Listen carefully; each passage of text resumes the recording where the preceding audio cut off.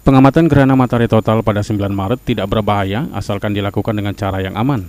Masyarakat diimbau menggunakan filter atau kacamata khusus untuk melihat matahari. Cara melihatnya juga jangan terlalu fokus karena dapat merusak retina mata.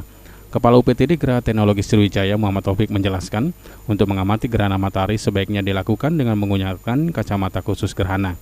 Kacamata ini tidak dijual di pasaran namun disiapkan instansi terkait seperti LAPAN.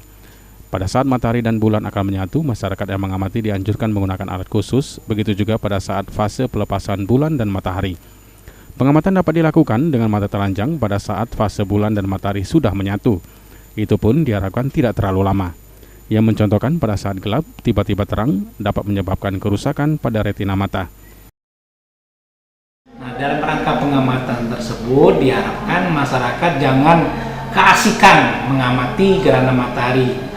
Keasikan maksudnya pada waktu terjadi penyatuan antara matahari dengan bulan itu diharapkan itu harus memakai alat.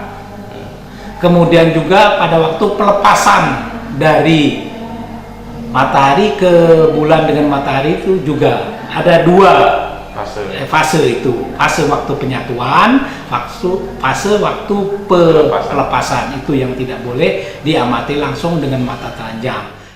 Kacamata khusus untuk mengamati gerhana matahari nantinya akan dibagikan di kawasan Jembatan Ampera serta pihak LAPAN pada saat GMT 9 Maret mendatang. Julius Luman Gaul, PAL TV.